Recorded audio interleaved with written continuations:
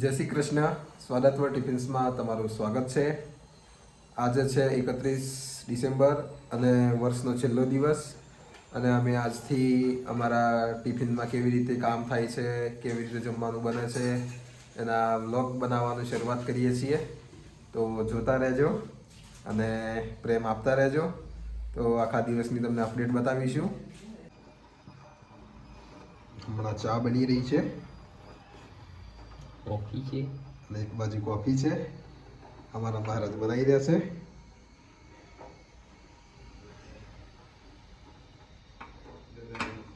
પહેલાં ચા નાસ્તો કરી લેશું, પછી જમવાનું બનાવવાનું ચાલુ કરશું.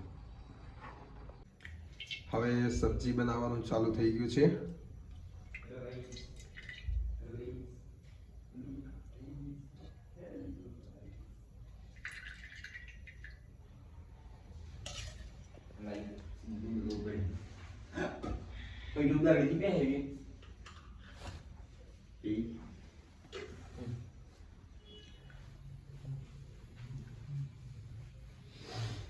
થોડું તેલ ગરમ થાય એટલે પછી મહારાજ વઘાર કરશે. વઘાર ચાલુ થઈ ગયો છે. રાઈને જીરું નાખીને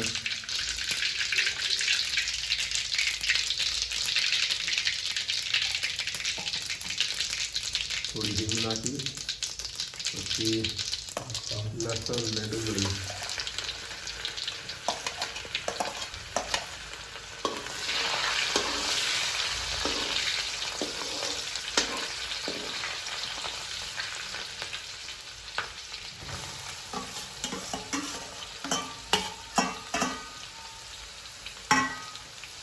અને મારે થોડી ઘણી જવા દેવું પડશે ને.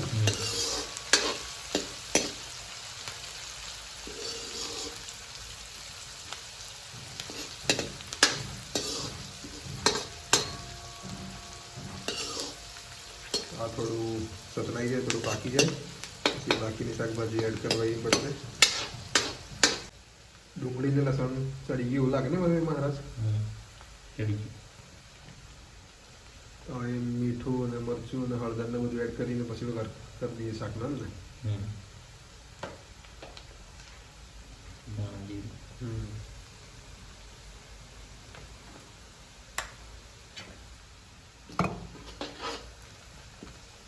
પાણી એડ કરીએ.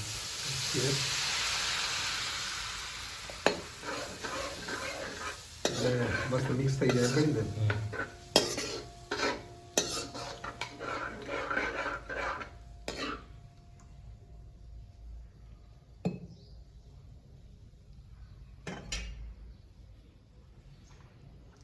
એને થોડું પાકવા દઈએ એમ ને.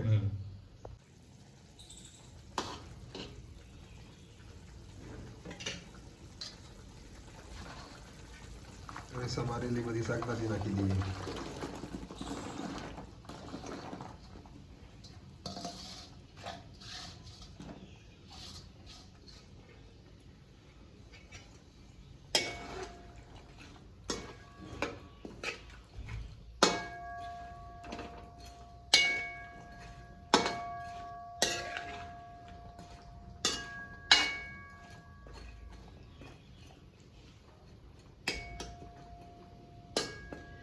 તો આ ફુલાવર ને રીંગણ ને પાછળથી નાખીએ.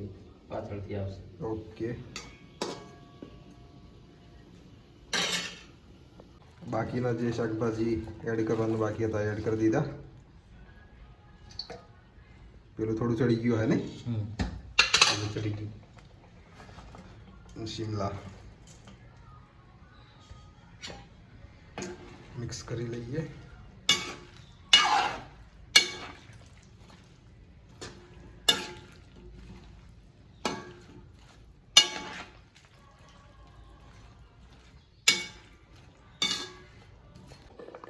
ટમેટા સમારાઈ છે.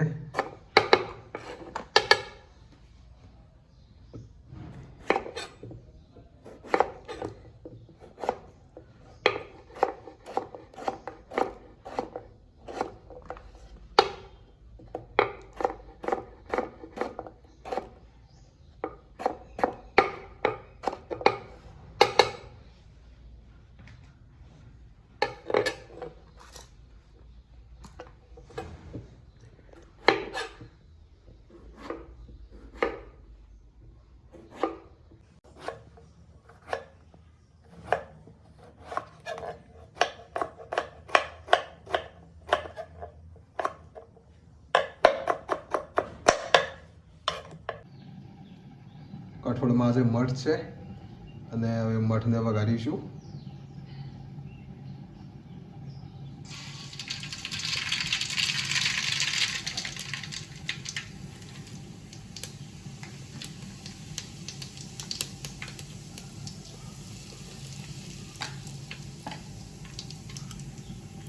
લસણ, લીલા મરચાં અને આદુ અને નાનું સમારી લીધું છે એકદમ.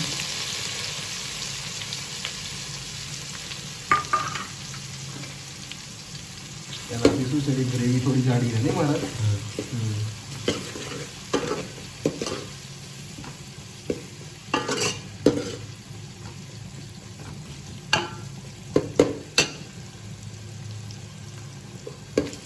એને થોડી પાકવા દઈએ હવે ને. કઠોળ માટે મરચું, મસાલા અને બધું એડ કરી દીધું છે. નાખીશું ને બધા કરી દઈશું એનો. પાણી પણ નાખી દઈશું ને.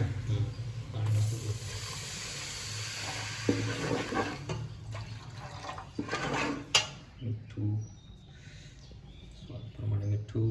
ઓકે.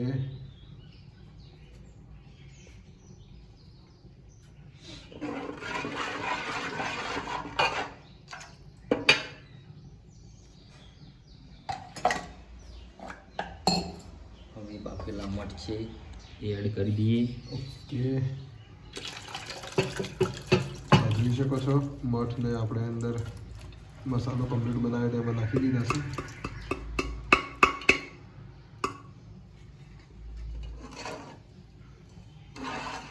મિક્સ કરીને થોડી વાર ચડી જવા દઈશું એટલે બસ કઠોળ બનીને રેડી થઈ જશે. લોટ બંધાઈ રહ્યો છે એક બાજુ અને હવે ટિફિનના પાર્સલ પેક કરવાની કામગીરી હું ચાલુ કરીશ. પાર્સલનું પેકેજિંગ ચાલુ થઈ ગયું છે.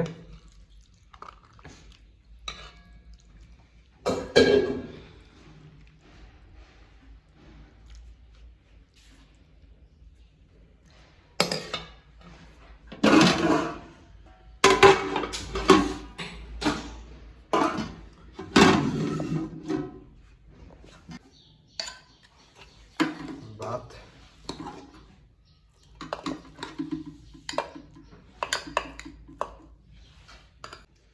ટિફિન એમ તો ધોયેલા અને કમ્પ્લીટ સાફ જ હોય છે, તો છતાં થોડું કપડાથી સાફ કરી લઈએ તો વધારે ચોખ્ખું થઈ જાય. એટલા માટે અમે કપડું મારીએ જ છીએ, ધોયેલું હોય ને મારેલું હોય તો છતાં પણ. સિંગલ ટિફિનની દાળ પેક કરી હવે આને થોડું લિક્વિડ ફ્રૂટ બનાવવા માટે જુગાડ કરવો પડશે. પછી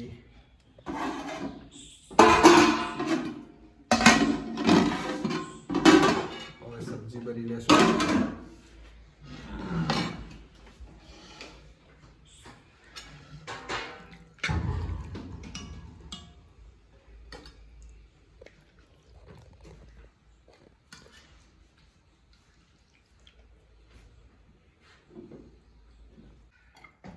આ કઠોળ જેમાં મઠ છે આજે. હવે ભાત પેક કરી લઈએ. આ સિંગલ ટિફિનનું કામ થાય પૂરું.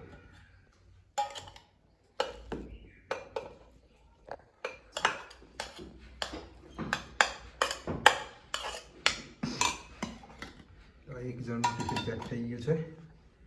હવે બાકીના છે એ પાર્સલમાં પેક કરવાના છે. આ પાર્સલ પેકિંગનું કામ ચાલુ થઈ ગયું. હવે જે રેગ્યુલર હોય એને આપણે સ્ટીલમાં આપીએ છીએ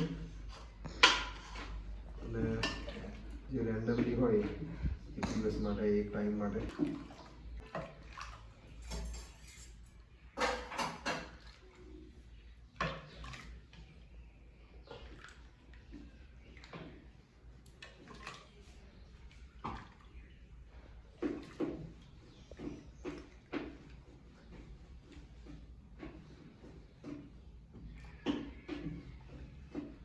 પાર્સલ માટેની દાળ ભરાઈ ગઈ છે. આને થોડી વાર આપણે ઠંડી થવા દઈએ આ સલાડનું કામ ચાલી રહ્યું છે.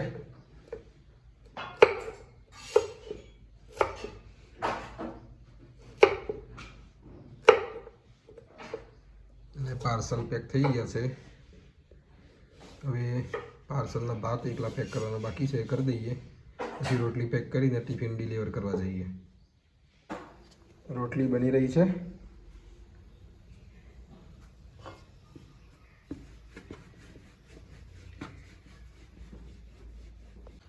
તો આ સાંજનો કાર્યક્રમ ચાલુ થઈ ગયો છે. અત્યારનું મેનુ છે ગ્રેવીવાળા ગિલોડા, રોટલી અને કઢી ખીચડી. તો આ સાદી ખીચડી માટે અને અમે થોડીક અલગ રીતે સહેજ વઘારીએ છીએ, અને હોય છે સાદી જ પણ થોડો વઘાર કરીએ છીએ એટલે થોડીક સારી લાગે. શેનો વઘાર કરવાનો મહારાજ? રાઈ એકલી છે એમ ને? ઓકે.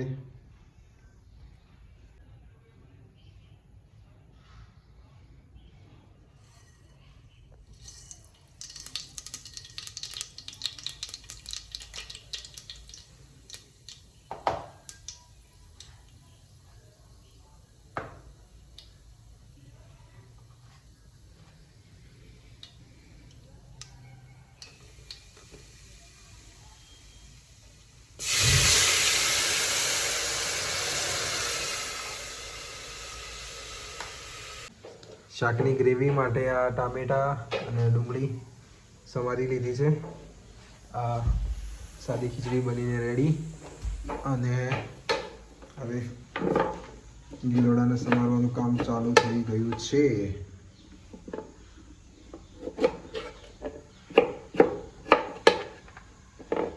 જોઈ શકો છો.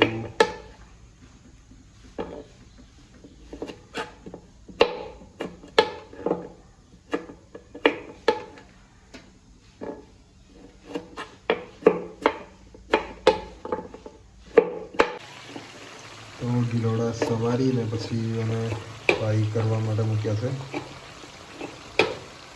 ગ્રેવીવાળા બનાવવાનું છે એટલા માટે.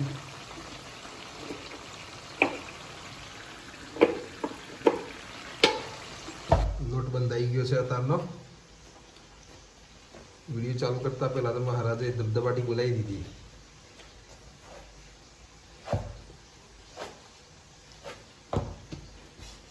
ફ્રાય થવાનું પત્યું નહીં હજુ?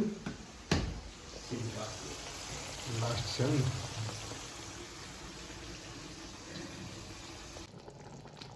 સબ્જી આ બની ગઈ છે.